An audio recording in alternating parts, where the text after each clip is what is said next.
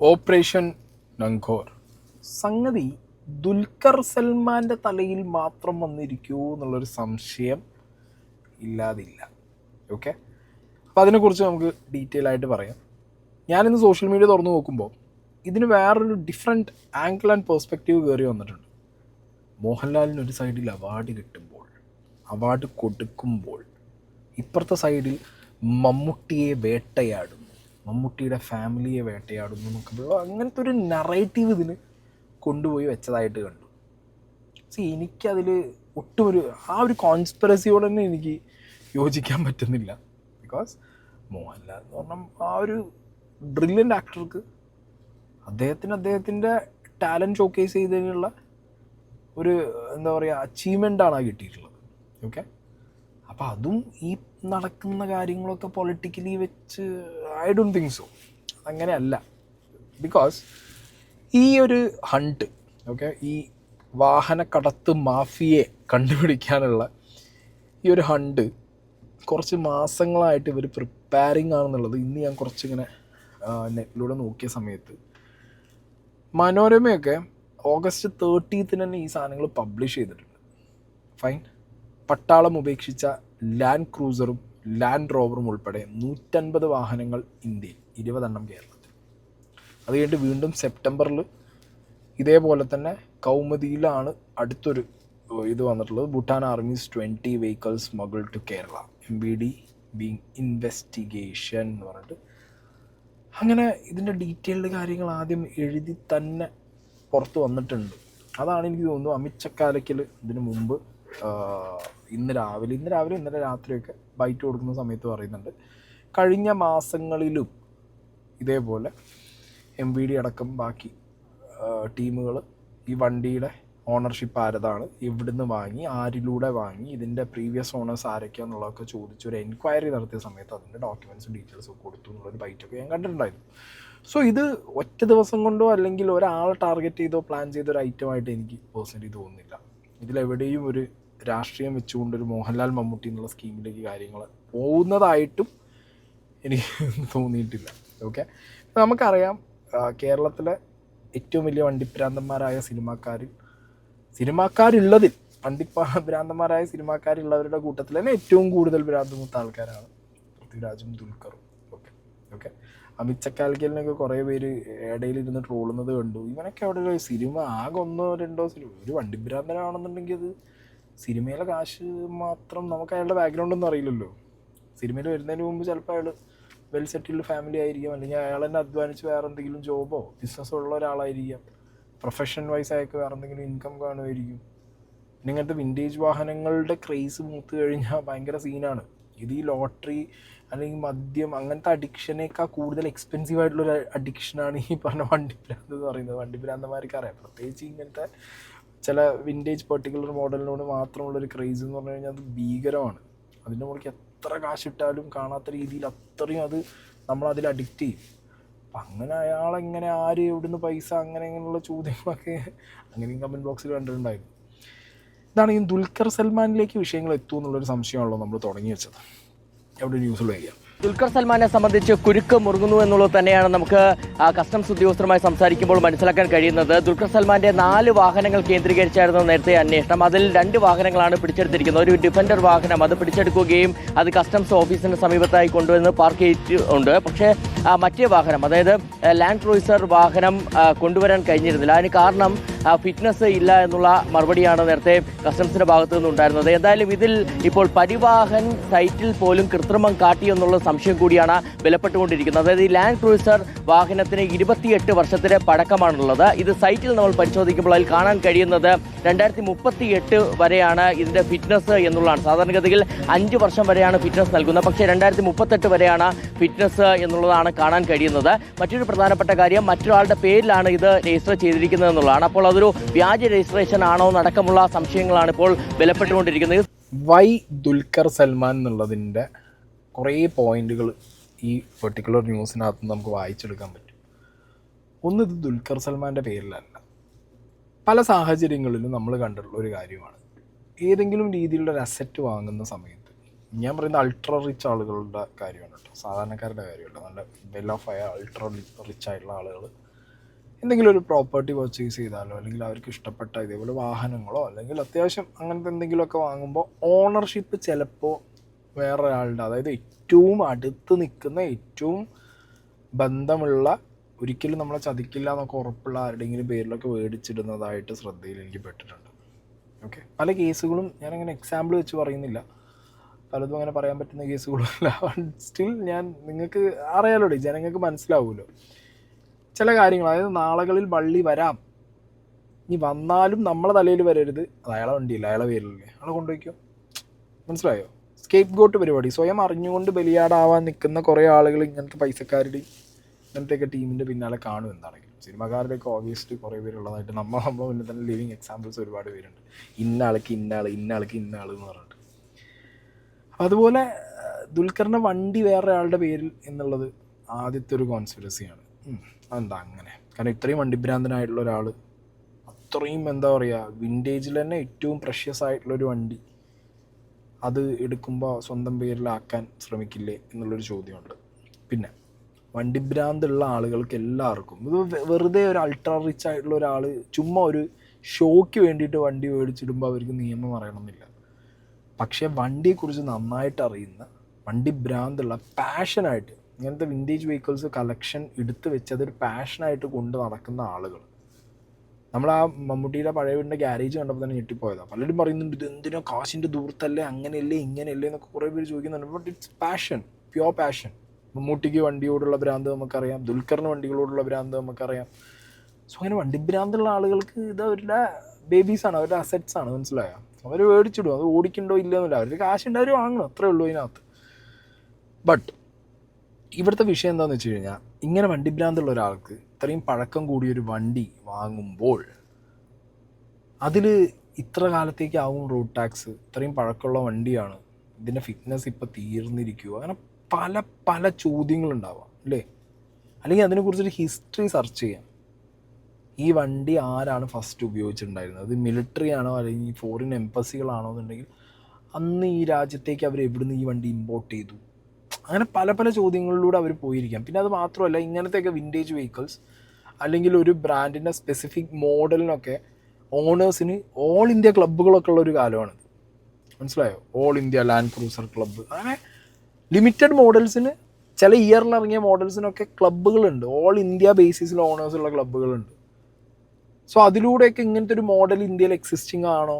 അതും ദുൽഖറിനെ പോലുള്ള ഒരാൾക്ക് അത് സെർച്ച് ചെയ്ത് കണ്ടുപിടിക്കാനൊക്കെ ഭയങ്കര പാടാണ്. ഞാൻ ഒരിക്കലും വിശ്വസിക്കുന്നില്ല ചുമ്മാ രാവിലെ ഒരാൾ, ഒരു ഡീലർ ദുൽഖറിൻ്റെ അടുത്ത് വന്നു, രാവിലെ ഇങ്ങനെ ഒരു വണ്ടി ഉണ്ടെന്ന് പറയുന്നു, വൈകുന്നേരം ആകുമ്പോഴത്തേക്കും ദുൽഖർ അത് വാങ്ങുന്നു. അത് നടക്കാൻ വഴിയില്ല. മനസ്സിലായി? ഇനി വാങ്ങിയാൽ തന്നെ അത് വേറൊരാളുടെ പേരിൽ, അവിടെയൊക്കെയാണ് ഇത് സീനാവുന്നത്. ദുൽഖറിലേക്ക് ഇത് എന്തുകൊണ്ട് കൂടുതൽ ഫോക്കസ്ഡ് ആവുന്നു എന്നുള്ളൊരു ചോദ്യത്തിന് അവിടെയാണ് ശരിക്കും ഉത്തരം കിട്ടേണ്ട ഒരവസ്ഥ വരുന്നത്. ഓക്കെ, അപ്പോൾ എന്താണെങ്കിലും ദുൽഖർ സൽമാൻ അവിടെ നിൽക്കട്ടെ. ഇനി നോക്കുന്നത് ഇതെങ്ങനെ വന്നു, പലരുടെയും ചോദ്യം അതാണ്, ഇത് എവിടെ നിന്നാണ് ഇവർക്ക് കിട്ടിയത്, ഇപ്പോൾ ഇവിടുന്ന് സഡനായിട്ട് കസ്റ്റംസും ടീമും വന്നേന്നുള്ളത്. 1 ലക്ഷം രൂപയ്ക്ക് ടൊയോട്ടയുടെ Prado, okay, Toyota Prado 2021-2022 if I am not wrong, 1 lakh രൂപയ്ക്ക് ഒരു ഡീല് നടന്നിട്ടുണ്ട്. ഭൂട്ടാനിൽ നിന്ന് ഹിമാചൽ പ്രദേശിൽ കൊണ്ടുവന്നിട്ട് രജിസ്റ്റർ ചെയ്തൊരു ഡീല്.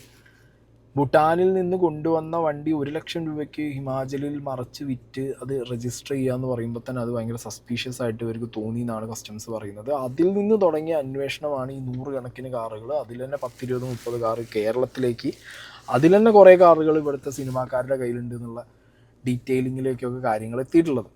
ഓക്കെ, പിന്നെ ഇതിൽ ഒരിക്കലും ദുൽഖറിനോ, ഇപ്പോൾ വണ്ടി കയ്യിലുണ്ടെങ്കിൽ കേട്ടോ, ഇതേപോലെ ഭൂട്ടാനിൽ നിന്ന് വന്ന, ഇത് ഭൂട്ടാനിൽ നിന്നാണെന്ന് മാത്രവും പറയാൻ പറ്റില്ല ഒരിക്കലും. Bhutan is just a landing space എന്നാണെന്നുണ്ടെങ്കിലോ, ഇപ്പോൾ ഭൂട്ടാനിലുള്ള ആർമി എല്ലാം ഈ പറഞ്ഞ കാലങ്ങളായുള്ള ഡിഫൻഡറും റേഞ്ച് റോവറിൻ്റെ പല മോഡൽസും ആണോ ഉപയോഗിക്കണേന്നുള്ളൊരു ഡൗട്ട്സ്. ഇപ്പോൾ അവിടെ മലയാണ് മെയിൻ, മൗണ്ടെയിൻ, അവരുടെ ഒരു ജിയോഗ്രഫി അങ്ങനെയാണെങ്കിലും എനിക്കറിയില്ല. ഞാനത് കുറച്ച് സെർച്ച് ചെയ്ത് നോക്കിയിരുന്നു. ഇവർ കംപ്ലീറ്റ്ലി ഭൂട്ടാൻ ആർമി ഉപയോഗിക്കുന്നത് ഇതേപോലെ ഡിഫൻഡേഴ്സ്, റേഞ്ച് റോവേഴ്സ് ആണോ എന്നുള്ളതിൻ്റെ ഒരു സംശയം എനിക്കിപ്പോഴും കിടക്കുന്നുണ്ട്. അങ്ങനെ അറിയുന്നവരാരെങ്കിലും ഉണ്ടെങ്കിൽ അതിനെക്കുറിച്ച് കൂടുതൽ നോളജ് ഉള്ളവർ എന്താണെങ്കിൽ കമൻറ്റ് ബോക്സിൽ ഇട്ടോ. ഇനിയിപ്പോൾ അങ്ങനെയാണെങ്കിൽ ഇത് ലേലം വിളിച്ച് ഇത്രയും പഴയ വണ്ടി കൊടുക്കുന്ന സമയത്ത് അറ്റ്ലീസ്റ്റ് അത് അത്രയും പ്രഷ്യസ് ആയിട്ടുള്ള ഒരു സാധനമല്ലേ, അത് അവരുടെ രാജ്യത്ത് തന്നെ നിൽക്കുന്നുണ്ടോ ഇല്ല എന്നുള്ളൊരു നോട്ടം അവർക്ക് വരുമല്ലോ. അതോ ഭൂട്ടാനിലേക്ക് ഇത് വേറെ ഏതെങ്കിലും രാജ്യങ്ങളിൽ നിന്ന് ഇതെല്ലാം കൂടി ഡിസ്മാൻഡിൽ ചെയ്ത് വലിയൊരു കാർഗോ ആയിട്ട് വന്ന് അവിടുന്ന് അതെന്ത് ചെയ്യും, മൊത്തത്തിൽ യോജിപ്പിച്ച് അസംബിൾ ചെയ്ത് അവിടുന്ന് പിന്നെ ബൈ റോഡ് ഭൂട്ടാനിൽ നിന്ന് ഇന്ത്യയിലേക്ക് കടത്തുന്നതാണോ എന്നുള്ള സംശയമുണ്ട്. എന്താണെങ്കിലും ഇതിൽ ഗവൺമെൻറ് ഒഫീഷ്യൽസിൻ്റെ ഭയങ്കരമായിട്ടുള്ള പങ്കില്ല. അത് ഒരിക്കലും പരിവാഹനിലും ഇവിടുത്തെ സിസ്റ്റത്തിലും ഈ സാധനം രജിസ്റ്റർ ചെയ്ത് കയറ്റാനൊന്നും പറ്റില്ല. ഇവിടുത്തെ ഗവൺമെൻറ് ഒഫീഷ്യൽസ് എന്താണെങ്കിലും നല്ല കാശ് വാങ്ങി ഇതിനിടയിൽ പണിഞ്ഞിട്ടുണ്ട്. അതിനെക്കുറിച്ച് ആരും ചിന്തിക്കുന്നുമില്ല. ഇന്നലെ വീഡിയോ പറഞ്ഞ പോലെ ഇതിൻ്റെ സോഴ്സ് ഇതാരിൽ നിന്ന് തുടങ്ങുന്നു എവിടെ എത്തുന്നു എന്നുള്ളതിനെക്കുറിച്ച് ഒരു ഐഡിയ ആർക്കും നഹി ഹേ. ഓക്കെ, ആൻഡ് ഇതിൻ്റെ ഒരു ഗ്രാവിറ്റി, അതായത് ഇത്രയും വലിയ വലിയ ആളുകൾ, ഇപ്പോൾ ദുൽഖർ ആണെങ്കിലും പൃഥ്വിരാജ് ആണെങ്കിലും money power, muscle power, political power ഉള്ള സിനിമാക്കാരായതുകൊണ്ട് തന്നെ അവരിലേക്ക് കാര്യങ്ങൾ പോകുമ്പോൾ ഇന്നലെ മീഡിയ ബ്രീഫിങ്ങിൻ്റെ ഇടയിൽ നടന്ന ഗിമിക്ക് അത് നമുക്കൊന്ന് കാണാം. Sir, sir, sir, already going on, sir.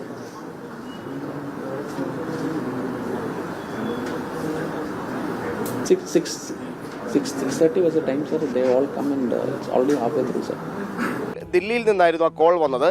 അദ്ദേഹത്തോട് ചോദിച്ചത്, ഇപ്പോൾ ഈ അന്വേഷണം ഇനീഷ്യൽ സ്റ്റേജിലല്ലേ, അത് അന്വേഷണം തുടക്കത്തിൽ മാത്രമല്ലേ, നാം ഇത്തരത്തിലൊരു വാർത്താ സമ്മേളനം നടത്തേണ്ട കാര്യമുണ്ടോ, പ്രത്യേകിച്ച് എന്തൊക്കെ കാര്യങ്ങളാണ് ഇതുമായി ബന്ധപ്പെട്ട് വാർത്താ സമ്മേളനത്തിൽ പറഞ്ഞത് എന്ന് ചോദിക്കുന്നു. ആ സാധാരണഗതിയിൽ ഇത്തരത്തിലൊരു വാർത്താ സമ്മേളനം നടത്തുന്നതിന് കസ്റ്റംസ് കമ്മീഷണർക്ക് മേൽത്തട്ടിൽ നിന്നൊരു അനുവാദം ആവശ്യമില്ല എന്നുള്ളതാണ് ഞാൻ മനസ്സിലാക്കുന്നത്. കാരണം അന്വേഷണത്തിന് ഇനീഷ്യൽ സ്റ്റേജിൽ ഇത്തരത്തിലൊരു വാർത്താ സമ്മേളനം വിളിക്കേണ്ട കാര്യമുണ്ടായിരുന്നോ എന്ന് ചോദിച്ചുകൊണ്ടാണ് ദില്ലിയിൽ നിന്നൊരു കോൾ എത്തിയത്. ആ സമയത്ത് കസ്റ്റംസ് കമ്മീഷണർ തന്നെ ഇക്കാര്യത്തിൽ മറുപടി നൽകി. എന്തുകൊണ്ടാണ് വാർത്താ സമ്മേളനം അവസാനിപ്പിച്ചത് എന്നുള്ളതിന് ആ വാർത്താ സമ്മേളനം തുടങ്ങി ഏതാണ്ട് അരമണിക്കൂർ ആയ സമയത്താണ് ഈ കോൾ വന്നത്. കാര്യങ്ങളൊക്കെ തന്നെ ഏതാണ്ട് പറയുകയും ചെയ്യുന്നു. ഈ ഒരു പശ്ചാത്തലത്തിലാണ് വാർത്താ സമ്മേളനം അവസാനിപ്പിച്ചത് എന്നാണ് ഈ കസ്റ്റംസ് കമ്മീഷണറുടെ ഓഫീസുമായി ബന്ധപ്പെട്ട കേന്ദ്രങ്ങൾ നൽകുന്ന ഔദ്യോഗികമായ വിശദീകരണം. കസ്റ്റംസ് കമ്മീഷണർ എന്താണെങ്കിലും അത്യാവശ്യം ജനങ്ങൾക്കും മീഡിയയ്ക്കും അറിയേണ്ട കാര്യങ്ങളൊക്കെ പുറത്ത് പറഞ്ഞിട്ട് തന്നെയാണ് ഇന്നലെ പരിപാടി അവസാനിപ്പിച്ച് വെച്ചത്. നല്ല കാര്യം. കാരണം എന്താ പറയുക, അത് അത്യാവശ്യമായിരുന്നു. കാരണം ഭയങ്കര ക്ലാരിറ്റി കുറവ് ഈ വിഷയത്തിനകത്തുണ്ടായിരുന്നു. ആ ക്ലാരിറ്റി കുറവ് കൊണ്ട് തന്നെ ഇന്നിപ്പോൾ എനിക്കൊരു വ്യക്തി മെസ്സേജ് അയച്ചിട്ടുണ്ടായിരുന്നു, ഏഷ്യാനെറ്റിൽ എങ്ങാണ്ട് സെറാമിക് കോട്ടിങ്, പൃഥ്വിരാജ് ഒരു വണ്ടി എടുത്തിട്ട് അതിന് സെറാമിക് കോട്ടിങ് അടിച്ചതിൻ്റെ കീ ഡെലിവർ ചെയ്തത്. സെറാമിക് കോട്ടിങ് അടിച്ച് വണ്ടി പുറത്തിറങ്ങുമ്പോൾ ഓബിയസ്ലി അതിൻ്റെ കീ ഡെലിവർ ചെയ്യുന്നൊരു ഫോട്ടോ വീഡിയോ എടുക്കുമല്ലോ. സംഗതി ഇയാൾ കാർ ഡീലറൊന്നും അല്ല, അയാളാകെ ആ സെറാമിക് കോട്ടിങ് അടിച്ച് വണ്ടി പൃഥ്വിരാജിന് കൊടുത്തു എന്നുള്ളത് മാത്രമാണ് അയാളുടെ സ്ഥാപനത്തിൻ്റെ മുന്നിൽ നിന്ന് അയാൾ ചെയ്തത്. ലാസ്റ്റ് ഇന്നലെ ന്യൂസിൽ വന്ന സമയത്ത് ആ പാവം എന്തായി, ഈ പറഞ്ഞ വണ്ടി സ്മഗ്ലറായി, കാർ സ്മഗ്ലറായിട്ട്, കാർ മാഫിയ സ്മഗ്ലറൊക്കെ ആയിട്ട് മാറി എന്ന് പറഞ്ഞിട്ട് ആ പാവം എനിക്ക് രാവിലെ മെസ്സേജ് അയച്ചിട്ടുണ്ടായിരുന്നു. പൃഥ്വിരാജിൻ്റെയും ദുൽഖറിൻ്റെയൊക്കെ ഒരു ന്യൂസ് നിങ്ങൾ കണ്ടു കാണും, ഒരു വണ്ടിയുടെ ഒരു ഇഷ്യൂ പറഞ്ഞിട്ടുള്ളത്. അപ്പോൾ അതിൻ്റെ അകത്ത് അവരുടെയൊക്കെ ഫോട്ടോ കാണിക്കുന്നതിൻ്റെ ഇടയിൽ പലപ്പോഴും യാദൃശ്ചികമായിട്ട് എൻ്റെ ഫോട്ടോയും അതിൽ വന്നത് നിങ്ങൾ ശ്രദ്ധിച്ചു കാണും. അതിൽ നിങ്ങൾ കണ്ട വീഡിയോയിൽ നിങ്ങൾ ശ്രദ്ധിച്ചു കാണും. അതായത് ഇങ്ങനെ പൃഥ്വിരാജിന് ഡെലിവറി കൊടുക്കുന്ന പോലത്തെ ഒരു വീഡിയോ ആണ് ഈ ഏഷ്യാനെറ്റ്, ന്യൂസ് 18, റിപ്പോർട്ടർ പോലുള്ള ചാനലുകൾ അവരുടെ സോഷ്യൽ മീഡിയ ഹാൻഡിൽസിലൊക്കെയാണ് ഞാൻ കണ്ടത്. അതിലൊക്കെ ഈ ഒരു വീഡിയോ കണ്ടു കാണും. അത് ആക്ച്വലി ഞങ്ങൾ, പൃഥ്വിരാജ് നമ്മുടെ കസ്റ്റമറാണ്, കുറേ വർഷമായിട്ടുള്ള പരിചയമാണ്. അദ്ദേഹത്തിന് നമ്മൾ സെറാമിക് കോട്ടിങ്ങും ഡീറ്റെയിലിംഗ് ഒക്കെ ചെയ്തതിന് ശേഷം ആ വണ്ടി ഡെലിവറി കൊടുക്കുന്ന ഒരു വീഡിയോ ആയിരുന്നു. പക്ഷേ എനിക്ക് തോന്നുന്നു ഇവരെല്ലാവരും ഇൻ്റർനെറ്റിൽ തപ്പിയപ്പം വണ്ടി ഡെലിവറി ചെയ്യണ പോലത്തെ ഒരു വീഡിയോ ഷോട്ട് അതാണ് നിർഭാഗ്യവശാൽ കിട്ടിയത് അവർക്ക്. അപ്പോൾ അവർ ആ ഒരു ഇതിട്ടിട്ട് അവർ ഭയങ്കരമായിട്ടത് ന്യൂസ് 18-ലൊക്കെ ശരിക്കും പറഞ്ഞാൽ അത് സൂം ഔട്ട് ചെയ്ത് ഭയങ്കരമായിട്ട് എന്നെയും എൻ്റെ ആ ഒരു ബ്രാൻഡ് നെയിമും കാണിക്കുന്ന രീതിയിൽ ഭയങ്കരമായിട്ട് അവരത് പോസ്റ്റ് ചെയ്ത്. അപ്പോൾ അത് സത്യാവസ്ഥ നിങ്ങളെ ബോധിപ്പിക്കുക എന്നുള്ളതാണ് കാര്യം. ഞാൻ കാൽഗരി എന്ന് പറയുന്ന ഒരു ബ്രാൻഡ്, നമ്മൾ സെറാമിക് കോട്ടിങ്ങും ഡീറ്റെയിലിങ്ങും മാത്രം ചെയ്യുന്ന ഒരു ബ്രാൻഡാണ്. നമുക്ക് വണ്ടി കച്ചവടമോ കാര്യങ്ങളോ ആയിട്ട് യാതൊരു ബന്ധവും ഇല്ല. അപ്പോൾ ദൈവത്തെ ഓർത്ത് നിങ്ങളൊന്ന് ആലോചിക്കണം, ഇത് ഇങ്ങനൊരു ഇഷ്യൂ വന്ന് അപ്പോൾ അതെൻ്റെ കസ്റ്റമേഴ്സിനെയും എനിക്ക് പരിചയമുള്ളവരെയും ഒന്ന് അറിയിക്കണമെന്നുണ്ടായിരുന്നു. ഇതുമായിട്ട് നമുക്കൊരു ബന്ധമില്ല. അങ്ങനെ അത് കണ്ടിട്ട് നിങ്ങൾക്ക് ആർക്കെങ്കിലും ഒരു തെറ്റിദ്ധാരണ തോന്നിയിട്ടുണ്ടെങ്കിൽ അത് മാറണം എന്നുള്ള ഒരൊറ്റ ആവശ്യം കൊണ്ടാണ് നമ്മൾ ഈ വീഡിയോ ചെയ്യുന്നത്. അപ്പോൾ ഇത് നിങ്ങൾ മനസ്സിലാക്കുമെന്ന് കരുതുന്നു. Thank you. പിന്നെ എനിക്കൊരു കാര്യം കൂടി പറയാനുണ്ട്. പറയാനുള്ള വേറെ ആരോടും അല്ല, ഈ കണ്ടന്റ് നെറ്റിൽ നിന്നൊക്കെ എടുത്ത് ഇത് എഡിറ്റൊക്കെ ചെയ്ത് ന്യൂസ് ചാനലിൽ കാണിക്കാൻ വേണ്ടി എഡിറ്റ് ചെയ്തിട്ട് കൊടുത്ത ഒരാളുണ്ടല്ലോ, പുള്ളിനോടാണ് എനിക്കിത് പറയാനുള്ളത്.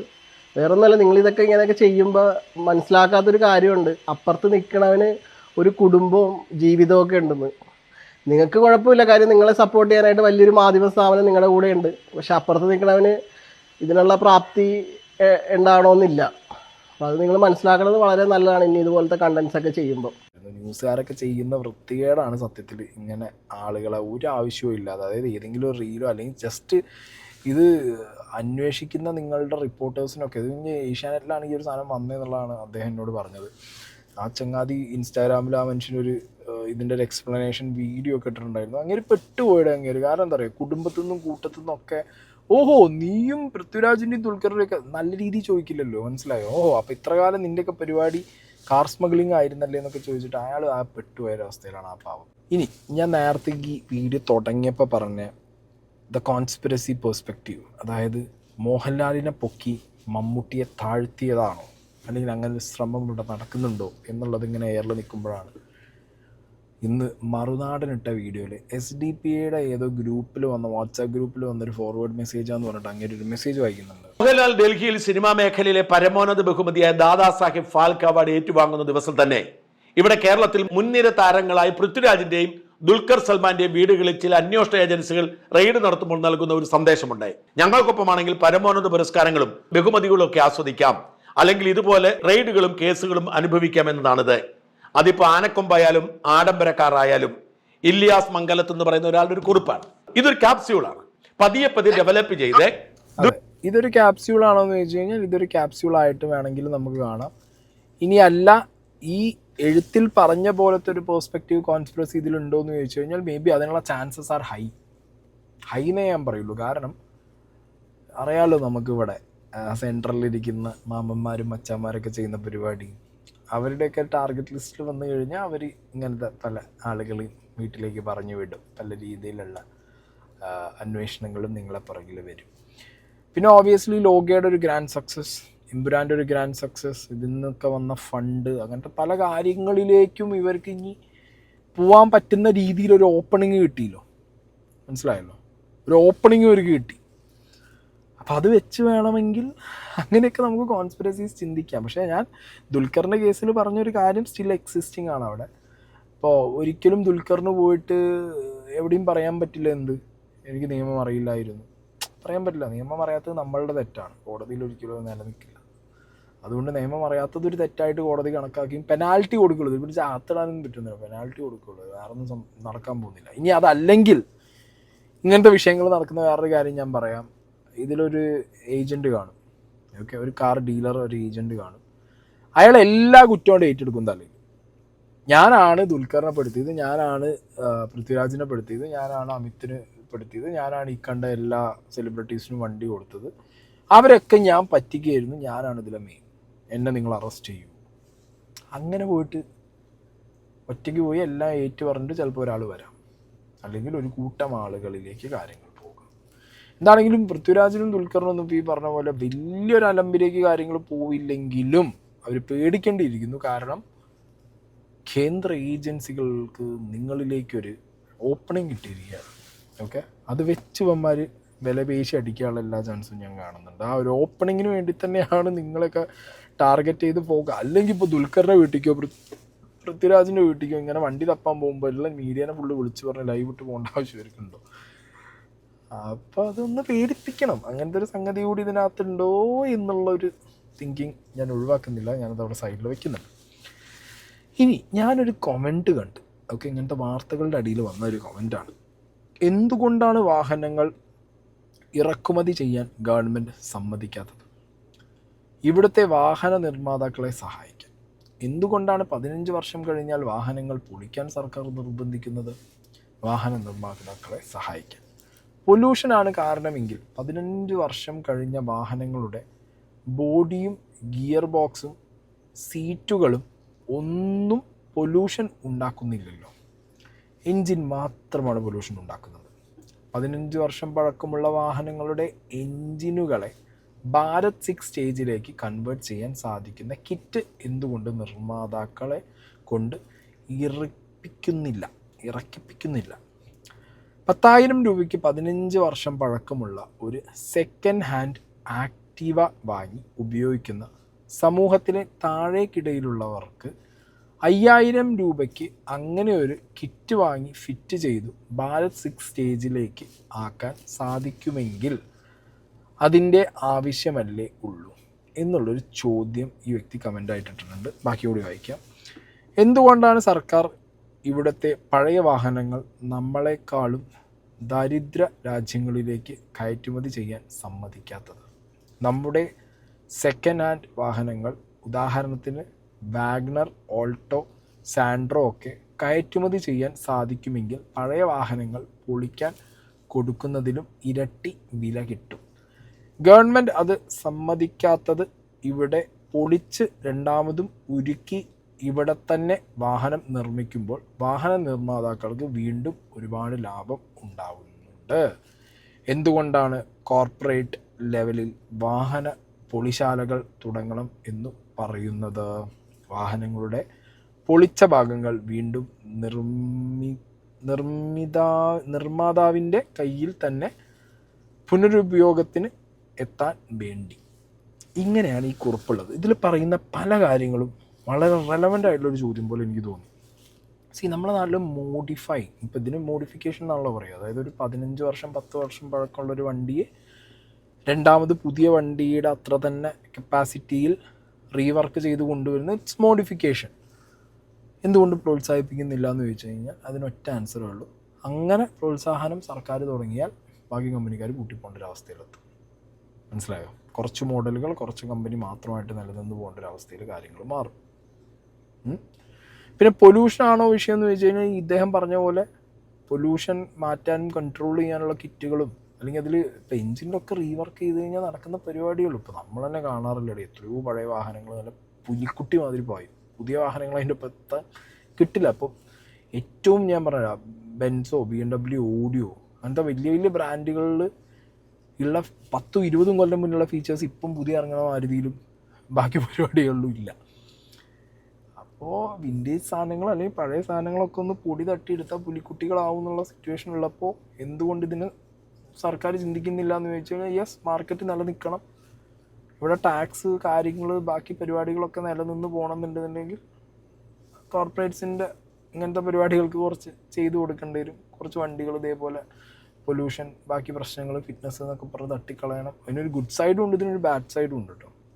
ഓക്കെ, ഇദ്ദേഹത്തിൻ്റെ ചോദ്യം ബട്ട് ഇറ്റ്സ് വെരി റെലവൻറ്റ്. അതേപോലെ ചോദിച്ചൊരു ചോദ്യമാണ് എന്തുകൊണ്ട് അന്യരാജ്യങ്ങളിലേക്ക്, നമ്മളേക്കാൾ ദരിദ്രാവസ്ഥയിൽ പോകുന്ന രാജ്യങ്ങളില്ലേ, ഒന്നും വേണ്ട പാകിസ്ഥാനിക്ക് തന്നെ നോക്കിയാൽ മതി. ഇവിടെയുള്ള വണ്ടികളും പാകിസ്ഥാനിലുള്ള വണ്ടികളും നോക്കിയാൽ തന്നെ നമുക്ക് രണ്ടാർക്കോട്ടും തമ്മിലുള്ള വ്യത്യാസം കാണാം. അപ്പോൾ നമ്മുടെ രാജ്യത്തു നിന്ന് വണ്ടി കയറ്റുമതിയും ചെയ്യാലോ വേണമെങ്കിൽ, അതും ചെയ്യുന്നില്ല. അപ്പോൾ ഇതിവിടെ ഉരുക്കി രണ്ടാമത് എന്താക്കണം, റീസൈക്കിൾ ചെയ്ത് വണ്ടിയാക്കണം. ഐ തോട്ട് ലൈക്ക് എന്താ പറയുക, ഇതൊക്കെ ആരെങ്കിലുമൊക്കെ ചോദിക്കണേ, ഇതിൻ്റെ കാര്യമുള്ളൂ. ഇതൊക്കെ ആരെങ്കിലും ചോദിച്ചു കഴിഞ്ഞാൽ ഇതിനൊക്കെ ഉത്തരം കിട്ടുമെന്നൊന്നും എനിക്കറിയാൻ പാടില്ല. എന്താണെങ്കിലും നല്ല കിടിലൻ കമൻ്റാണ്. ഓക്കെ, സാധാരണ ഞാൻ അങ്ങനെ നോക്കുന്ന സമയത്ത് പൃഥ്വിരാജിനെയും ദുൽഖറിനെയും കുറ്റം പറഞ്ഞു, പിന്നെ ഈ പറഞ്ഞ ഓഫീസേഴ്സിനെ കുറ്റം പറഞ്ഞിട്ടുള്ള കമൻസാണ് കാണാറ്. ഇങ്ങനത്തെ ഒരു സാധനം കാണാറില്ല. ഇത് കണ്ടതുകൊണ്ട് ഞാൻ വെച്ചു. എന്താണെങ്കിലും ഇതിൽ പൃഥ്വിരാജിൻ്റെ കയ്യിൽ നിന്ന് വണ്ടികളൊന്നും കിട്ടിയിട്ടില്ല എന്നോ അല്ലെങ്കിൽ സ്ഥലത്ത് വണ്ടികളില്ല എന്നുള്ളൊരു വേർഷനാണ് കാണാനിടയായത്. ഓക്കെ, അതിൻ്റെ അപ്ഡേറ്റ്സ് ഒക്കെ വരുന്ന ദിവസങ്ങളിൽ നമുക്ക് അറിയാം. ദുൽഖറിന് സമൻസ് കൊടുത്തിട്ടുണ്ട് എന്നാണ് ന്യൂസിലൂടെ മനസ്സിലായിട്ടുള്ളത്. ദുൽഖറിൻ്റെ പേരിലല്ല വണ്ടി എന്നുണ്ടെങ്കിൽ പിന്നെ എന്തിനാണ് അതിൻ്റെ ദുൽഖറിന് സമൻസ് കൊടുക്കണം എന്നുള്ളതൊരു ഡൗട്ട് ഉണ്ടാവുമല്ലോ നമുക്ക്.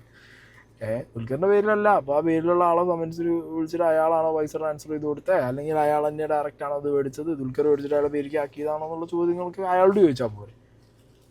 ദുൽഖറിന് എന്താണെങ്കിലും വക്കീൽ അതേ പറയൂ. കുറേ ചോദ്യങ്ങൾക്ക് ഉത്തരം കിട്ടാണ്ട് എനിക്ക് തോന്നുന്നത് കമ്മിങ് ഡേയ്സിൽ ഇതെല്ലാം കൂടി കോൺസെൻട്രേറ്റ് ചെയ്യാൻ പോകുന്നതും ഈ ദുൽഖറിലേക്കാണോ എന്നുള്ളൊരു ഡൗട്ടും ഞാനിവിടെ വെച്ചിട്ട് പോവാണ്. Let's see.